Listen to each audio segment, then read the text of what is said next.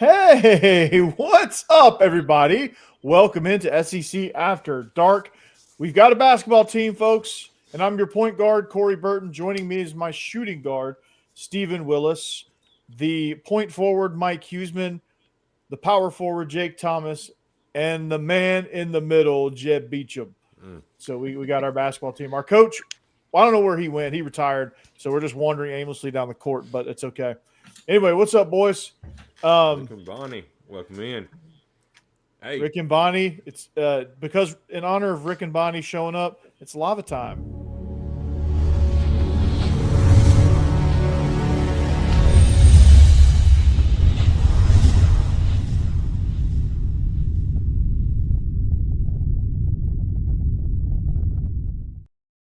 I thought about making a new one of those, but I feel like y'all would mutiny if I did. So yeah, you're not. I like the lava.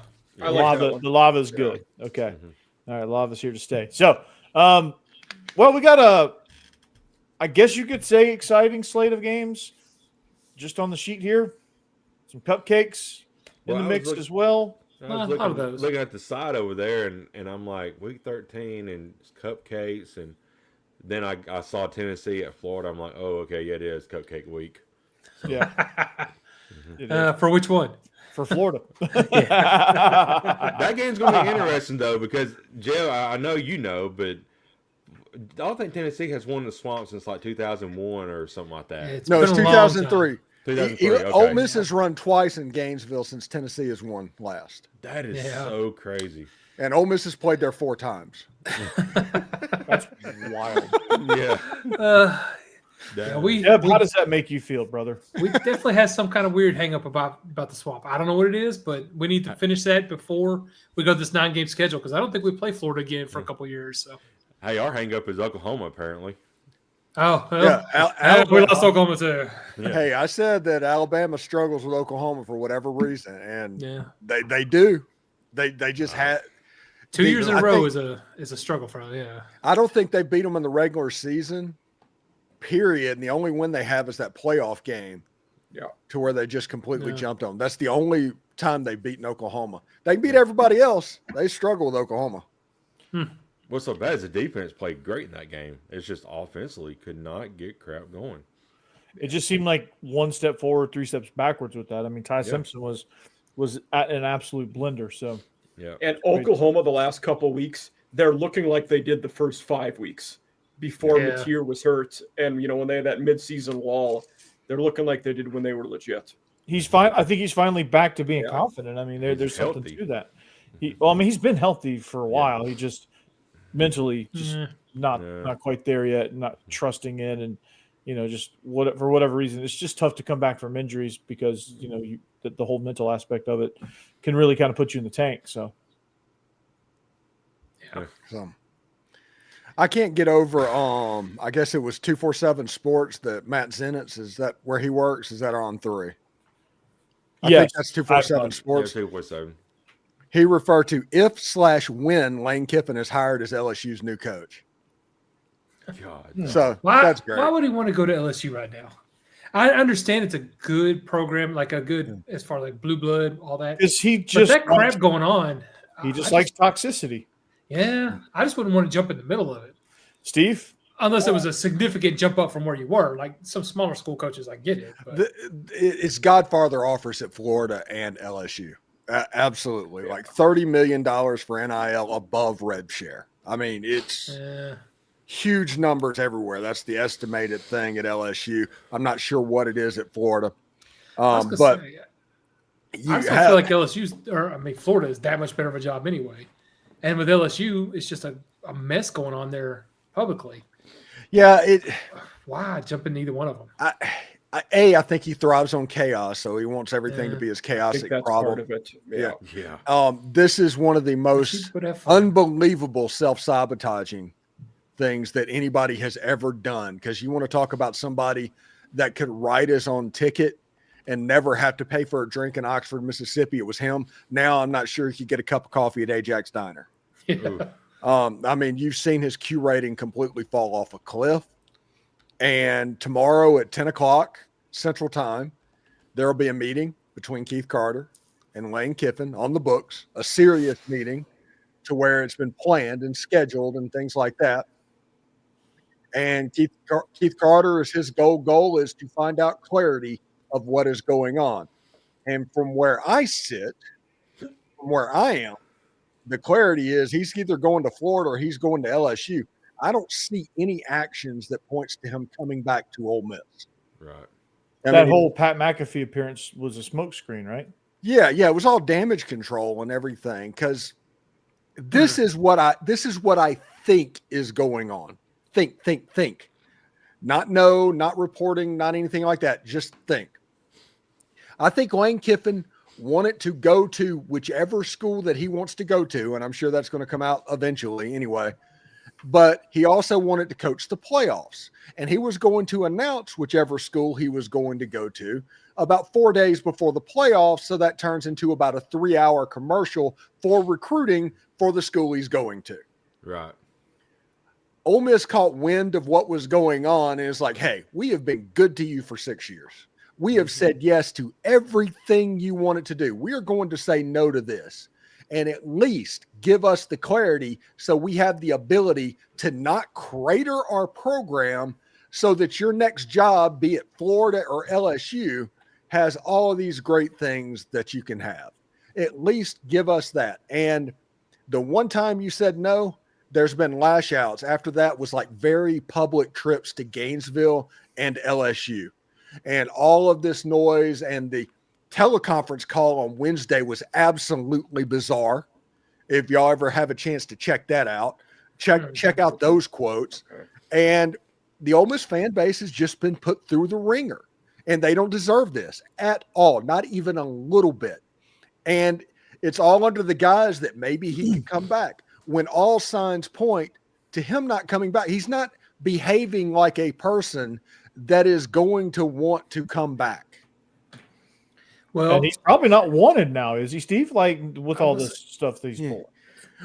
Listen, if he wins games, let's say he signed an extension with Ole Miss tomorrow.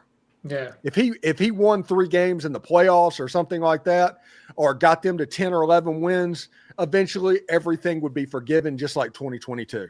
Yeah, but it would. Let him sign the extension and lose the state, though. But now you see why. Game. But now you see why Tennessee hated him so much and was throwing the mustard balls and stuff. It's not that he quit after 1 year. That was bad enough, and we'd have been mad about that. But it's the way he quit. When he quit, he and Ed Orgeron were calling recruits and trying to get them not to go to class the next day so they could transfer out with him and leave with it. He was trying to not just leave Tennessee. He was trying to help crater Tennessee as well on his way out. Yeah. That's why we were so angry at him. And that's why we haven't been able to forgive him, even though, it was 1 year, years ago. You'd think we'd get over it by now, but this is the way he does. And I was hoping he had grown up a bit. And, he's become a better coach, but it doesn't sound like he's grown up as a person. Right. We're like 6 weeks past the E60 documentary talking about how he's changed and all of that. 6 weeks. And the reality is, if it was any other school in the world, he could have gotten away with this. I'm glad y'all let him. Since Tommy Tuberville happened at Ole Miss, and the leaving Oxford's in a pine box, our antenna has been up. Yeah. The whole time this has been going on, and looking for anything and any reason to all that. Just we're ready to pounce.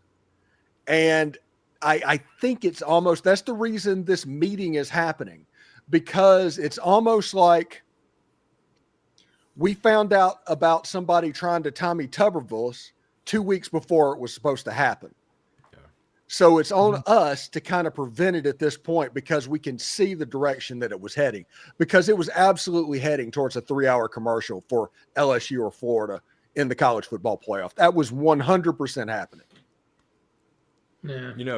Looking on the outside and looking on this, because I'm an outsider in this, but it just kind of sucks for Ole Miss fans and Boost and stuff, because every time he got at the podium, it's like, I need money, NIL, you write that check out, and y'all responded in a big way to NIL to help improve his teams like he asked, and now he's going to do this to y'all. Yeah, but I don't think Ole Miss. It also worked what he did. The things he asked for and did work on the field. Sort of. Sort of. Well, The not being able to attract a top roster is not true because in 2024 there was a top 5 roster in Oxford, Mississippi that he found a way to lose 3 games and not make the playoffs with. That's a good point. So he might want to blame that on Ole Miss. That's one of those look in the mirror things. Mm-hmm. It does surprise me that he's as hot a commodity as he is. Like, I get that he's somebody you'd want, like Eli Drinkowitz. You know, I can understand why a lot of teams want him. But they're just falling heads over heels for him everywhere. I mean, the funniest thing in all this, outside of him just, I'd rather he just stay at Ole Miss. But if he's not going to, the best thing that could happen is him just come out and be the coach of the fucking Giants or something. I mean, it makes no sense why everybody. Oh, there goes our clean rating. Yeah. Clean rating. Oh, man. Clean rating is over. And it wasn't my fault this time. I love it. Yeah. And we're also dealing with the Tennessee never made the playoffs. Too. Yeah. And if just this don't goes understand. poorly in this ultimatum meeting to where he gets reassigned or suspended, he's still never made the playoffs, even if Ole Miss beats Mississippi State. Yeah. Right. And he's people are just falling head over. I don't understand it at all, honestly. Yeah. Like I said, I understand him being a good candidate, but not this amazing thing that everybody's fighting for. Like It is because they're winning at Ole Miss. Yeah, this is actually a rub at Ole Miss. He's doing this in spite. He's doing this in spite of being at Ole Miss, and in his defense, we're not talking about a flash in the pan, someone who's job jumping, always looking for the next move. He's the 3rd longest tenured coach in the conference at this point.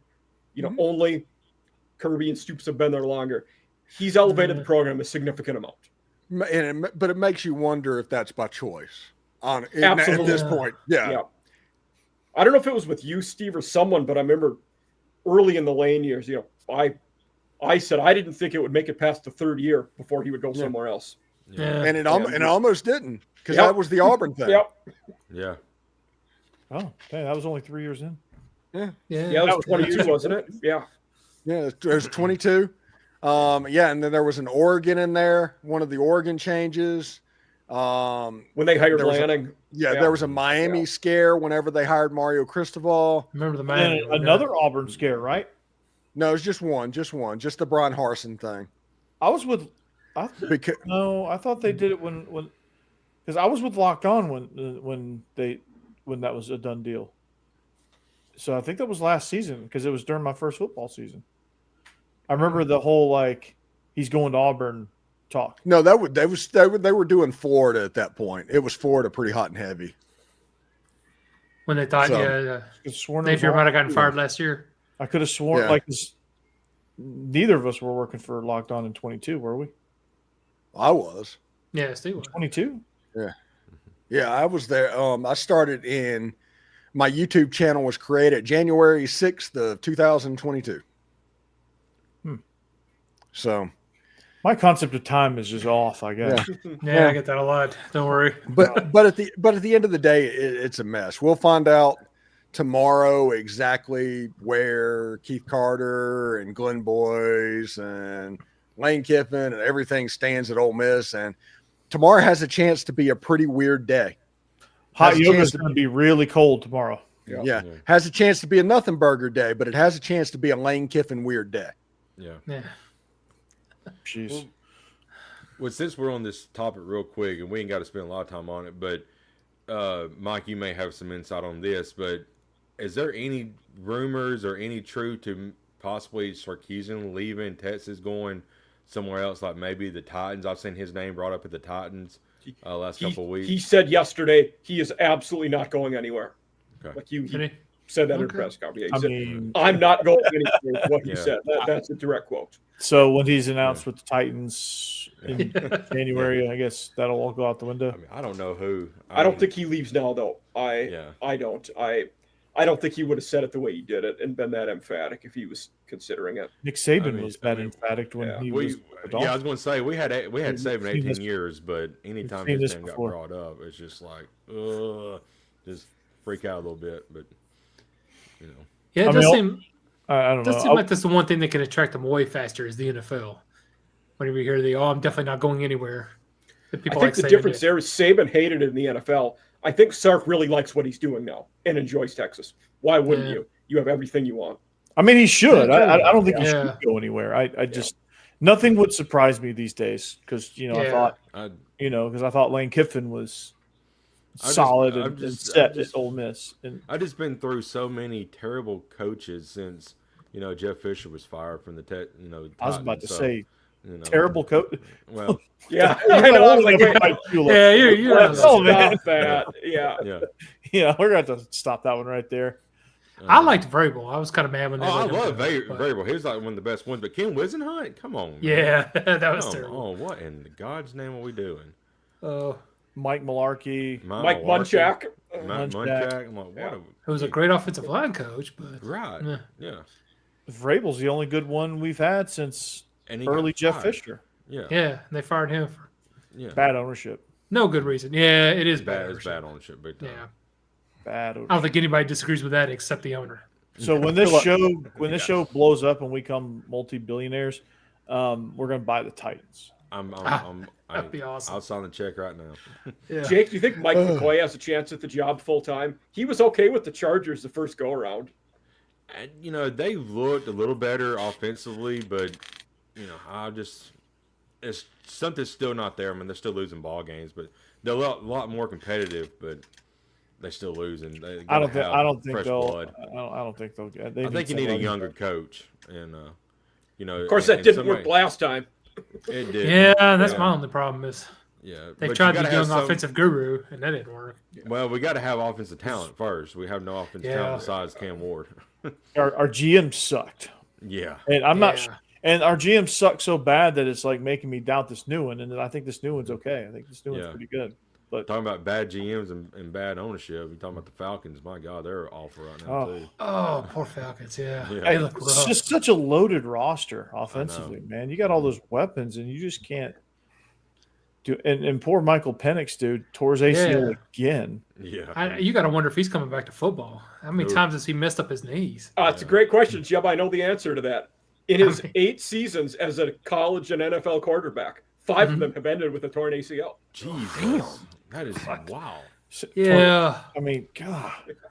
It's got to be nothing left down there. Yeah. It's like, how many legs do we have?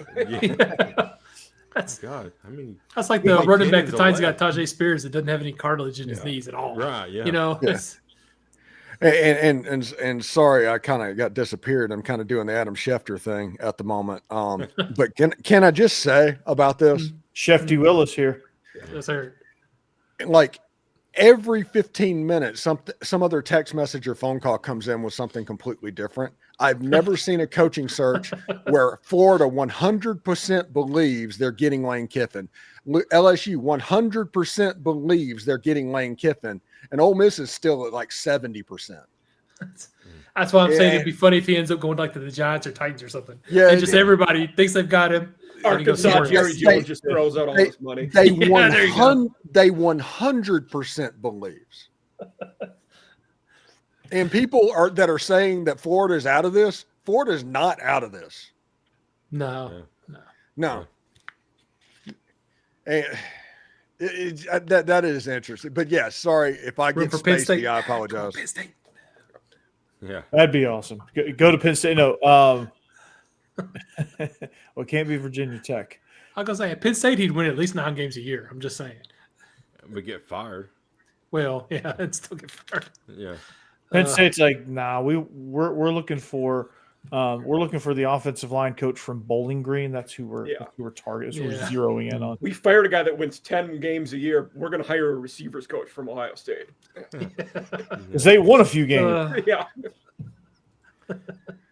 amazing. Absolutely bizarre. But they're playing football this week, right? They are. In honor of cupcake, we got a bakery theme. Which, by the way, everybody, nice. everybody is pissed off about November Cupcake Week. If you play 4 non-conference games, does it matter when you play them? No, right. No, it doesn't. Not even a little bit. No, I don't think it does. Stop it. I did have a spirited argument about that with one of my former off-season guests, so it was a fun one. I mean, you go whether you go 4 weeks at the beginning of the year or you space them out, it doesn't matter. You're still playing those games. Yeah. You're still playing. Ole Miss went week 2 Kentucky, week 3 Arkansas. Is their schedule better than Alabama's? No. Yeah. No, it doesn't matter. I mean, it's all irrelevant. I mean, Vandy loaded theirs up on the front end. They're playing a conference game this week. But it's not any better or any worse than anybody else's schedule. It's just we're playing a conference game now. This team played it in week 2 when Vandy was playing Virginia Tech. Like what? I mean, I thought you were getting ready to like ramp up a bad JFK impression. Oh my gosh. We play the non-conference games in September. What you need to ask what your college football team can do for you, or what you can do for your college football team. Yeah, no. Speaking of college football teams and playing conference games, Vandy's playing Kentucky. Probably the best game of the weekend, honestly, because I don't think Missouri. Well, it looks like Bo Pribula is going to play. Really? Ooh. Yeah, he was questionable in the first injury report. Mike, somebody when we talked about this last night, I said I would go Miyagi. Yep. Well, you did say that, and I think somebody heard me, and they went and Miyagi'd him because feeling better about my pick. All right. They Oklahoma. I picked Oklahoma. Obviously, I'll give that away, but Vandy fans need this game in a very bad way because Oklahoma's not losing to LSU. But so Kentucky's playing for a bowl game, something I didn't think I was going to say 4 weeks ago. They're playing for a bowl game. Yeah. And let's just, hey, Kentucky, just wait and do this to Louisville. Go ahead and get bowl eligible against Louisville. That's what you want anyway. Go ahead and do it. But no, I think when you look at, and this is also weird to say, Vandy has the advantage in just about every category in this game, and Mike and I were talking about this on the show that dropped this morning, and it's I mean it's been odd to say, but I mean eventually Vanderbilt's we're going to run out of weeks where like it's no longer odd, but Vanderbilt is just a better team all around than Kentucky right now, and Kentucky's a really over the last 4 weeks night and day from what they were at the beginning of the season. That quarterback change and sticking with him and like they've been just going through a big discovery phase with Cutter Boley and trying to figure out what he can do. I just hope that discovery phase lasts a little bit longer. But that's kind of where I stand with that. I mean, Cutter Boley still makes some mistakes, but he's so much better now than he was 4 weeks ago, like a rapid improvement, which you don't see that very often with freshman quarterbacks. But Cutter Boley he's a special dude. Yeah, but I like Vandy's defense. I really do. I think they'll be able to handle him and not completely stop him, but enough that Vandy's offense will be able to outscore him at a pretty reasonable pace. Because, I mean, you look at him playing other good defenses. I mean, they won against Auburn, but they only scored, like 10 points? Mm-hmm. They did have a better game against Florida, but I think Vandy's defense is better than Florida's right now, especially with Florida having all the people out, Yeah, they had a bunch of people out and they checked out. I think they realized they were just in trouble. And I need to see Tennessee playing spoiler for Vandy making the playoffs more than I need oxygen. Oh, God, yes. What is up with that? Oh, God. Talk about bizarre headlines, Jeb. That's going to be my theme all next week, just so you know. But if Tennessee wins this weekend and goes into that, not only will they be trying to spoil Vandy going to the playoffs, but if they beat Vandy, they really should move ahead of them in the rankings. So they're trying to just not finish behind Vandy. So that's another bizarre. Okay, thank you, Jeb. I didn't realize that angle either. If Oklahoma loses to Mizzou and then Vandy loses that game, we're getting 3 Big 12 teams in the playoff is what's happening. Yeah, probably true. So, yeah. So no. Vandy needs to win. Oklahoma needs to lose. I'm not looking forward to next weekend. No. Oklahoma doesn't need to lose. They deserve where they are. Vandy needs to take care of business and jump Big 12 teams. Oklahoma makes the playoffs. I don't know why. Like I would like to see them. They're a fun team to watch play defense. Oklahoma. I was like, they played Alabama and had Alabama in knots, and they didn't even have their best pass rusher. I was not rooting for them after Tennessee lost to them, but then they beat Alabama, and now I'm back in their corner. I don't know. It's a tough one. That makes you wonder how good of a day that Trinidad Chambliss had against Oklahoma. Yeah. Remembering that. Yeah, when you see this defense just treating quarterbacks like that, and he just shredded them, took them apart. Yeah, I mean that was impressive. Like what he was able to do, what he was able to accomplish. They struggled with that, and poor Matt Zollers, if he's the guy, I don't know that I don't know that Bo Pribula is going to be able to start. I mean that if you're going to throw a guy out there on a bum wheel against that defense, that's just cruel. Mm-hmm. Like they're gonna, I mean, he won't last. Yeah. I'm gonna say if you're already knocked out of the playoffs anyway, he won't last. Seems kind of mean. Yeah, he won't last even if he goes in. He'll take a couple big shots and he'll be back out. I mean, it's just the way this defense plays. I mean, and you know that's gonna be that. So going back to the Kentucky Vandy game, and I'm not saying this is going to happen, but in a crazy scenario where Kentucky just says they win out and get 7-5, they've got to throw Stoops a daggone lifetime contract because what he has done with this daggone he's roster. coach of the year if that happens. Yeah, absolutely. If they get to a bowl game, I think he's in the running for coach of the year. Absolutely. He should be. And when you look at it, they should have beat Texas. Right. They had a decent start against Ole Miss. Mm-hmm. Yeah. I mean, it was pretty close to this has been a pretty close to a special type Music City Bowl, Duke's Mayo Bowl level season for Kentucky when they were supposed to finish dead last. Right. Mm-hmm. And at one point in the season, you were like, yeah, they're dead last. They're playing like they lost like 5 out of 6 there for a little while, and you thought, they're terrible. Kind of, yeah. And then Kentucky is the perfect example of having to get your quarterback pick right because whenever they get it wrong, they're awful. When they get it right, they're okay. Right. Yep. And if they'd have got it right from the jump, they might have been pretty good. Mm-hmm. Yeah. But I think Vandy's going to overpower them. I think they're just too talented. Yeah, Vandy's super. Think about what you just said. Oh, say it out loud. Vandy say that again. Overpowering anybody, but yes, the juggernaut that is Vanderbilt. Right. Oh no! Here comes Vanderbilt. The mighty powerhouse. Yeah, one of their cheers is like, "You'll never take me alive, coppers." That's the last time we won a national championship, son. Say, what do you say? See, what do you say? Huh? I want to get a couple of fit. We run the T formation.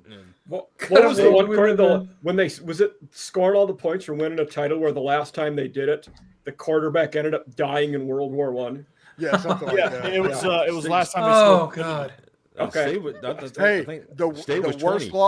worst loss that Ole Miss has ever taken in their history was to Vanderbilt. Wow. Really? What was the score? It was like 81-0. Okay. Good God. Yeah, Vandy used to not be worth trifling with. Right. Yeah. So like the 1910 Vandy, like the McGugan Vanderbilt Commodores. Yeah. Don't mess with those dudes. Yeah. You FAF up. Well, I can say it now. You fuck around and find out. Yeah, I was going to too late. Sorry. Yeah, when you talk about them being a juggernaut, you hear every now and then people say we're now living in the worst timeline or something, but every now and then there's something fun you can find in that timeline. Right. Vanderbilt, the juggernaut. You know what Clark Lee has started calling the stadium now? What's that? The cage. Rebel? Oh. The cage. Because it's like real, like everything's real tight. And you feel like you can't escape. He's like that's a great nickname for a stadium. Everything is coming up Millhouse for the Vanderbilt Commodores. Yeah. He goes, and you wouldn't believe how many F-bombs he drops. Like you see these behind the scenes things. He drops F-bombs all over the place.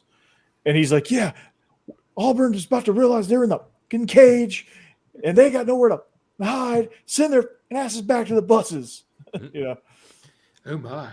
And you're like, I do declare. Whoa. Where was that Clark Lee a few years ago? Really? Good point. So, like, he's coming out of his shell, too. That's the point of all that. Like, he's starting to kind of reveal his personality a little bit, and the team is just buying completely into it, which there's an extension looming some point down the road. He had dinner with the chancellor on Monday. He alluded to that in his press conference. So, an extension is in the offing. It's in the offing, see? Well, should and be. they're gonna sign right there on the dotted line. So that's close. He reportedly, allegedly, by rumor, interviewed at Auburn. Ooh. Hasn't everybody? That's true. That's true. Listen, okay. I'm probably going to make the Auburn fans that are watching this pretty upset, but okay. Well, let's go. Jake's gonna love that. What's new? My Steve's never done that before. My prediction for the Auburn head coach, whenever they make the hire this time, is none other than Mr. Dan Mullen. Oh, wow. Ooh. Think he's leaving the mighty UNLV? Yep, and reuniting with his boy, John Cohen. All right. That sounds like a downgrade. I just feel like if I was an Auburn fan and I was getting all geared up, it was like, okay, Drinkowitz, okay, Lincoln Riley, that name's been thrown out there, by the way, Clark Lee, and hey, we're hiring a coach. It is Dan Mullen. Luke Fickell. I know Matt Perkins would be extremely happy about that. He would love that, yeah. But Jonathan Smith. Yeah, things are going extremely well at Michigan State. So yeah. Things are looking up, guys. They would Gene Chizik the heck out of that tarmac. Oh, They would Greg Schiano that one. Yeah. God. Right, Jeb? I've also seen John Gruden's name be brought up in the Auburn toss. I'm like, so have I. You're not. Yeah. Of course. It would make sense. He's the white whale. Because sense. They always do something bizarre in coaching hires. Nothing that makes sense. Mm-hmm. Yeah. That's true. The Gruden rumors. Yeah. Wasn't Chizik coming off of a losing record at Iowa State when they hired Yeah, him? he was like 5-19 as a head coach. And he won a national title. Yeah. Yeah. For only $250,000, the best bargain in sports history. Right. Gotta love that. You hate that to give half his salary to Cam Newton for that. He's actually on the 4th and 1 podcast staff there. Oh, I didn't know that. Yeah. He's not, but I just made that up. Well, what was the Cam Newton, the thing with Drake May? Did you guys see that? Yeah. No. Apparently, like Drake May said he didn't know what podcast Cam Newton was on, so Stephen A was chirping at him for it. Oh my gosh. Oh, that's funny. That's great. Like that was today. That's why I thought you were talking about the 4th and 1 stuff, Corey. No, he just brought up Gene Chizik and Cam Newton, and Cam Newton has a podcast. Had no idea Drake May is talking trash. Which he always struck me as kind of a quiet dude. I don't think he was intending to talk. I think he genuinely didn't know. But then Stephen A was. The fact of the matter is this, Drake May. Yeah. Cam Newton is on the 4th and 1 podcast. That's my Stephen A. No, Stephen A. Smith. Okay, let's just talk about this for a second. He was talking about the Lane Kiffin situation and said that Lane Kiffin is obviously going to Florida or LSU because brothers don't want to play football in Mississippi. And it's like, what? Is this 1964? Oh my God. Are they not number 6 in the country? Yeah. With a black starting quarterback and a black backup? Yeah. Good God. It's like, but do they want to be there? Yeah, it's like, what are y'all talking? Why are you just like, okay, there's the low hanging fruit. Let's regenerate this take from 1967. We're not still waving flags in the stands anymore. Yeah. Like we're in the 90s. Yeah. Yeah. When did he said that today? Yesterday. He's just. Yeah, he is basically Skip Bayless. Mm-hmm. Speaking of Andy. Yeah. He had Diego Just Pavia on the show. Trolling for fun. Diego Yeah. Pavia. I'll be right back, boys. All right. Okay. BRB. All right. All right, let's go to the next game. Tennessee. Did we actually pick that game? Oh, okay. Let's just I'm gonna go. make it. I don't think we have to go through like the formal process of making it. If we have it on paper, I think we can just. I'm on the Wildcats to cover but not win in that one. So, I think the rest of them are Vanderbilt. Yeah, they most of us Vandy. I looked at FanDuel and the odds are actually gone down. It's 8.5 now. So I feel a little bit better. That's about the odds. One place I seen it, they went up. Interesting. Yeah, I looked on FanDuel. May the odds be forever in your favor. Yeah. Really? But the over/under went up from 52 to 54 and a half. Ooh. So, I'm telling you, that game has a chance to be 2 hours and 30 minutes long.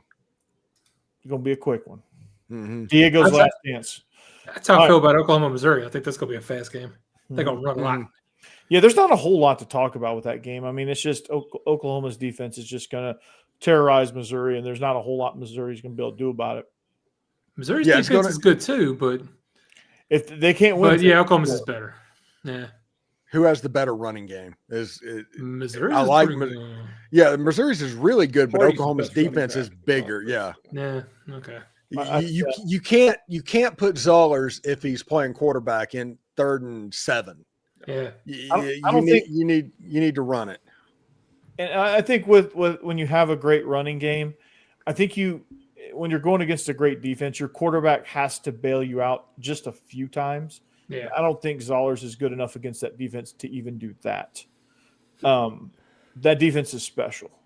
And, I don't know that he's going to be able to convert a whole lot of 3rd and 8s or a whole lot of meaningful 3rd and 9s that Oklahoma is going to get Missouri into. And it's just going to be, and Missouri's defense is pretty good. So this may be another slugfest, rock fight, whatever you want to call it. But I think Oklahoma on the whole is better defensively than Missouri. Missouri probably in the front 7 might have a slight advantage, but I think there's some things in the secondary that they lack. And I think John Mateer can make enough plays to just nudge them ahead.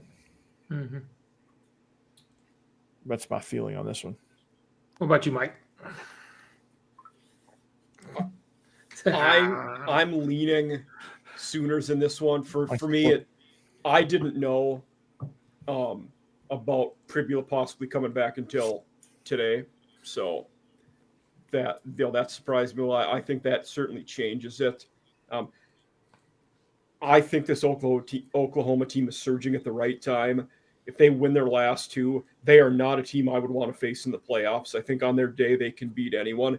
I don't know that they can win 4 games in a row in the playoff, which, heck, now you're talking about you got to win your last 2 as well against decent teams. But on their day, they can beat anybody. I think Oklahoma gets it done in this one. Yeah, I'm the same way. I think Oklahoma does finish this one. I just don't think Missouri just has enough in the tank right now to really win a game like this. But the only reason I picked Missouri was just to cover, and I think Oklahoma will win. I just felt like with both these teams having good defenses and both having good run games, I don't feel like it's one that's going to be a really high scoring game. Oklahoma certainly could end up just leaving Missouri in the dust, but I picked it to be closer, so I took Missouri just in that capacity. Anybody else? Steve? I like Oklahoma in this game because the Oklahoma defense is too good, and a true freshman quarterback is going to get taken apart by Britt Venables. Yeah. We're all kind of along the same lines of the consensus. And it's going to be a pretty close game, but I think Oklahoma can nudge it ahead just a little bit, enough to cover. So, Tennessee, Florida. This one is going to be very interesting. It's a team that's just struggling to find some confidence in Tennessee, and a Florida team which you just don't know who's going to show up, truthfully. And Tennessee is a team that has not won in the Swamp since 2003. So, and it doesn't seem to matter. Florida's had some really rough teams, and they somehow find ways to win the game against Tennessee in the Swamp. So, for that, I kind of like Florida, but I think this is one of those years that the streak's got to end at some point, and I think Tennessee's gonna end it just because Florida's just, what are they playing for at this point? Yeah. And it's our last chance for at least a couple of years. We can't end the streak of Florida on losing. We just can't.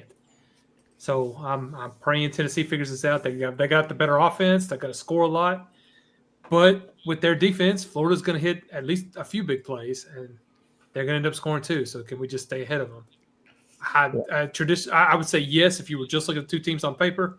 It's the whole fact of the whole issue playing in the Swamp thing that worries me and has me all on edge on this one.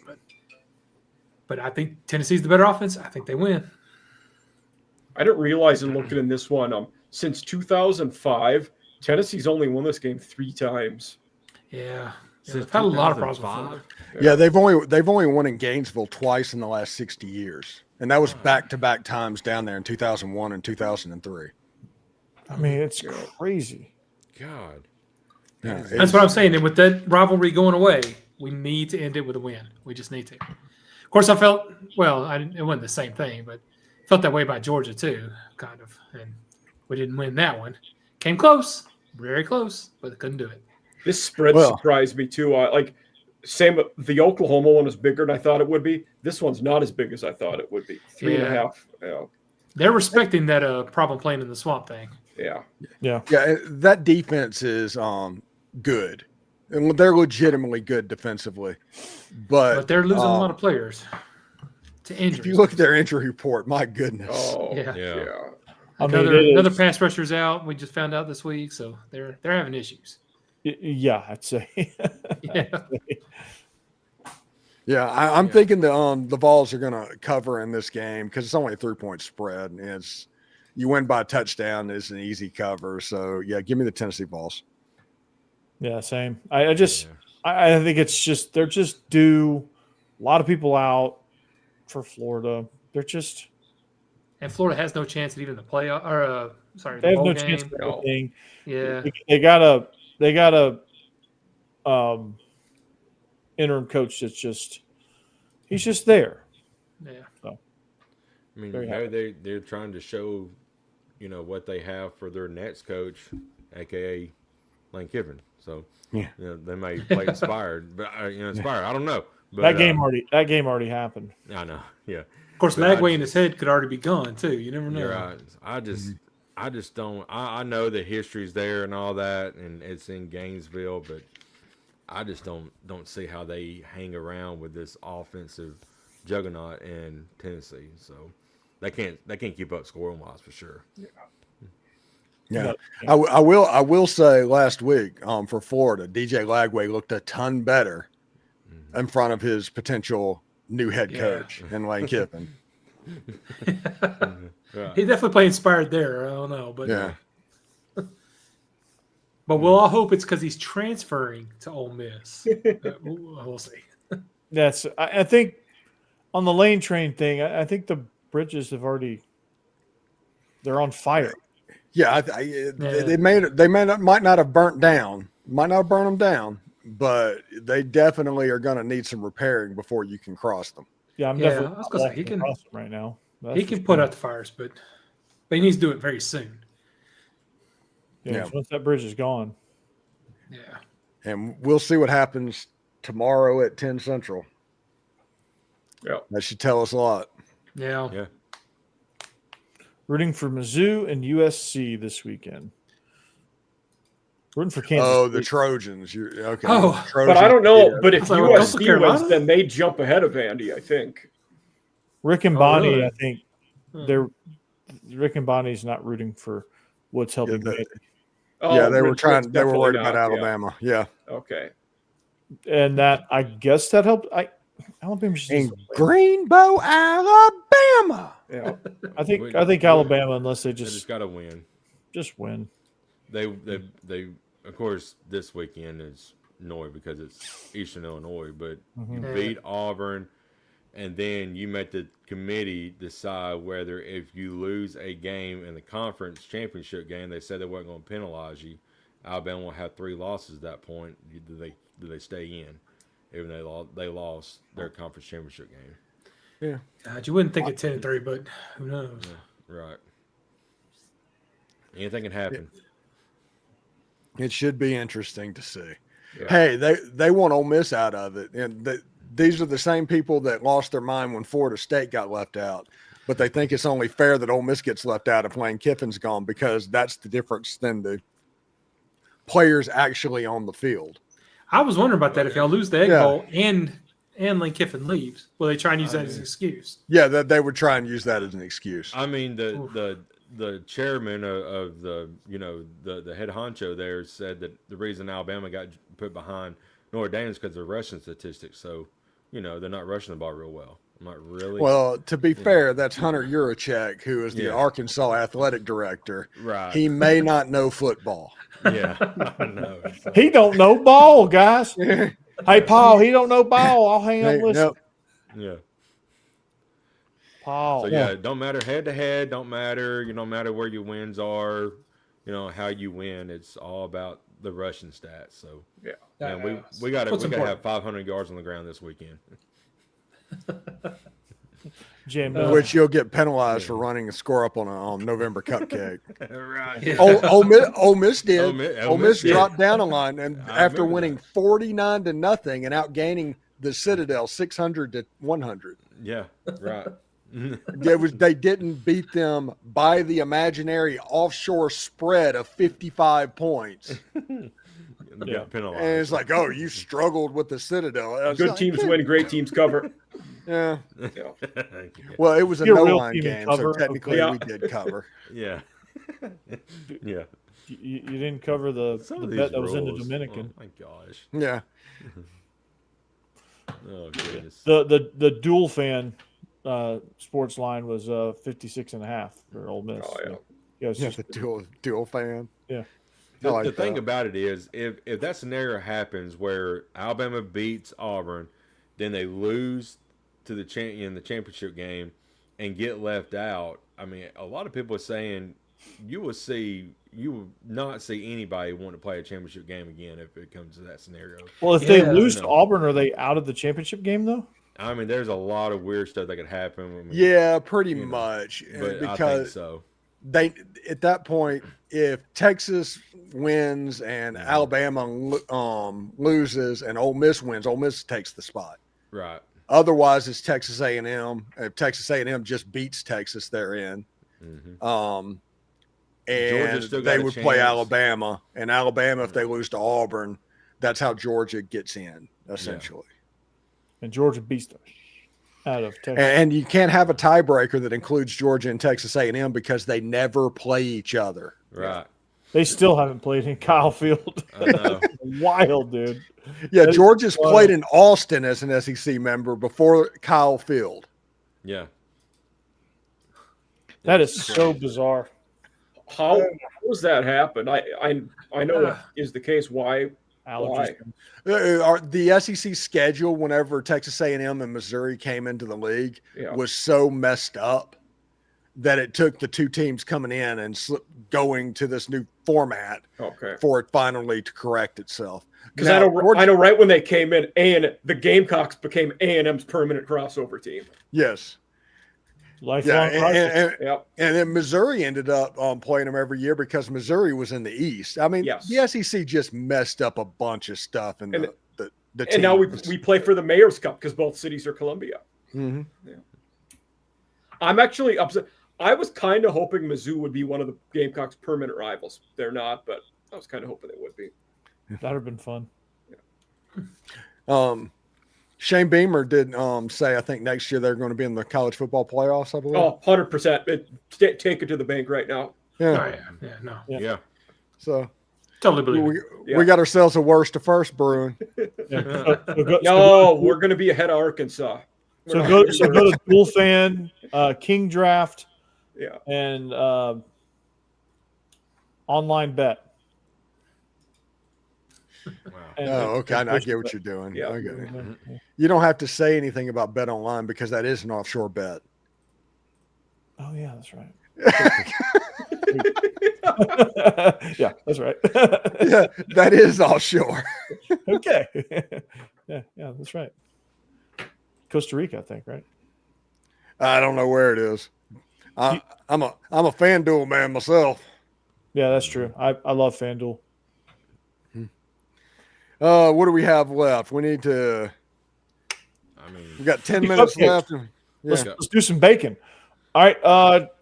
I finally came to my senses and I picked Charlotte and the points. Yeah. Jake, you make fun of me all year long for picking Georgia in these big spreads, and what do? Georgia. I mean, Georgia is rolling right now. Honestly, they've looked really good. Yeah, but they're going to get bored on Saturday, or whatever the hell they play. It's about time for third and Bobo. About time for third and Bobo to appear. They're just going to get bored, and you're gonna see Ryan Puglisi second series in the third quarter, and they're just gonna. You're going to see the threes in for the fourth quarter, and it's just going to be kind of clunky. But Charlotte is really bad. They are really bad. I think they're going to get their offense ready. Is this a bad thing for Georgia? Is this a bad thing for Georgia with Georgia Tech coming up? Maybe. Well, yeah, I don't know. I mean, they've had these practice like this before, and it depends on how they execute early. Because if there's a problem with execution, that's the kind of stuff that can carry over. Yeah, I mean, if you come out sloppy, just because it's just one of those. Okay, we can relax, and And shame on Georgia Tech, by the way. Play the game in Bobby Dodd Stadium. Yeah. Yeah, I thought it was because they were doing construction, but oh yeah, that's what I thought. It's not. They've been playing. They've been played there all year. Oh, unless they're going to start the construction now.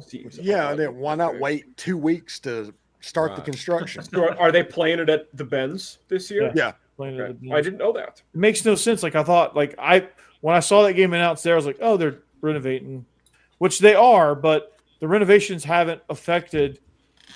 This place is still half empty, but yeah.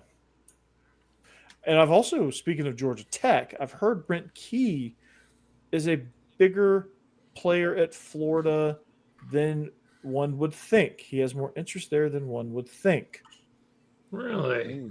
So, and Georgia Tech is alma mater? Yeah. Yeah, but money, SEC. Yeah.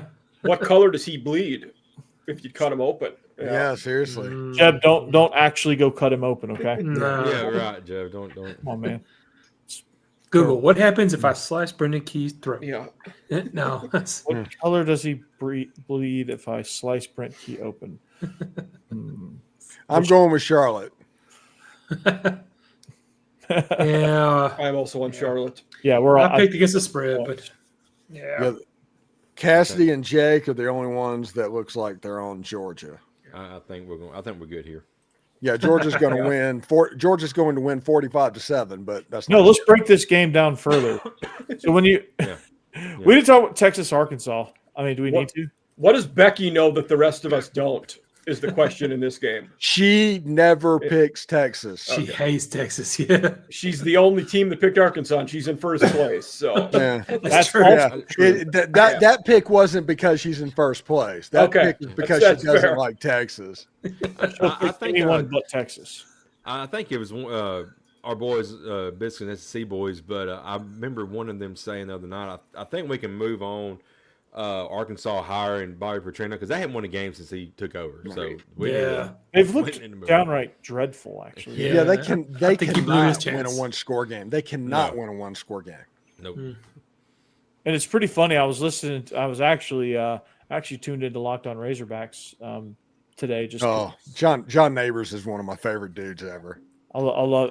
I've never actually listened to his show. I've always just kind of seen his clips and obviously interacted with him on Squad. But it's a mess over there. Not on his show, but it's a mess over there at Arkansas.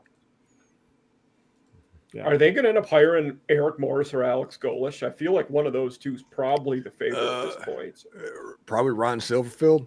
Oh, good. Yeah, he could be too. I mean, they're still holding out hope for Dan Campbell, I guess. I don't know. They're one that would be a decent Dan Mullen hire. He'd be a good hire for those guys, I think.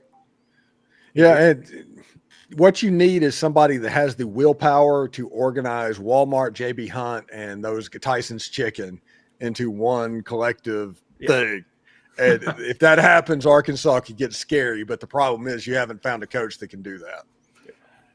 Is it true? It's probably fake. It's probably not true. But I'm going to ask it anyway. Did Dabo Swinney interview over there? They got Cal. They got Cal. It would be the similar situation as Cal from Kentucky. You have a coach that's not necessarily on the hot seat, but he doesn't feel appreciated anymore, Yeah, that's true. And I mean, it wouldn't shock me. I don't know if it actually happened, but it wouldn't shock me. And wouldn't be a terrible move. He could use to change the scenery. He could. I also wonder if that move would be doomed to fail. I don't know if you get much better if you hire Dabo, if you're Arkansas right now. Does that elevate you to where you want to be? I don't see it at this point, especially after this year Clemson had, where on paper you had a top 10 talented roster, and they were very talented this year, and they suck. Mm-hmm. They knocked off Louisville. They did. All right, put the cupcakes back up.